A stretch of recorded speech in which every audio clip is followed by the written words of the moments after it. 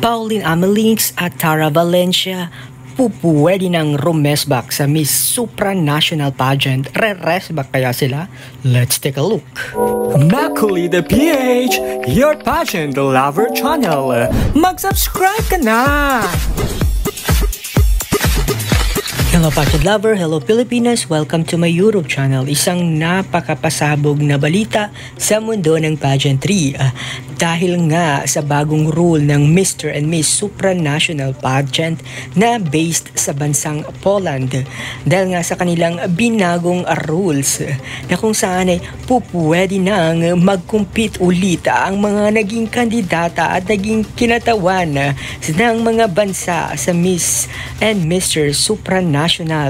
Halimbawa na lang ay si Pauline Cucharo Amelings na naging pambato ng Pilipinas noong Miss Supranational 2023 na kung saan ay nasungkit nito ang first runner-up.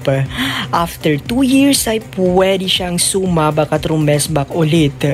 Kaya sa 2026 Miss Supranational Pageant, pupwede itong maging pambato muli ng Pilipinas sa Miss Supranational Pageant.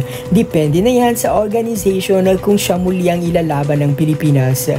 At isa pa nga si Tara Valencia na naging third runner-up noong nitong nakaraang Miss Supranational 2025. Pupwede itong mag-compete muli sa Miss Supranational 2027. At ilan pa sa kanilang binago sa rules ay ang age limit nito na nasa 18 to 32 years old.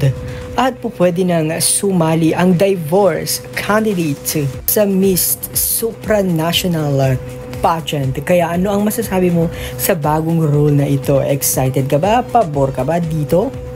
At sa kabila nito, Ana Lacrini Valencia, Filipina-German na naging pambato ng Germany sa Miss Supranational 2025 na kung saan ay nasungkit nito ang first runner-up.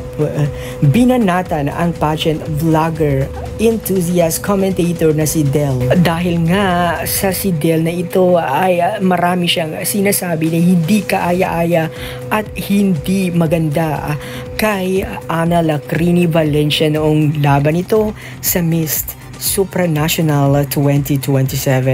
Kaya ngayon ay nagsalita na at binanatan nga ito ni Ana Valencia Lacrini sa kabila ng mga sinabi nito kay Ana Lacrini noong Miss Supranational 2025.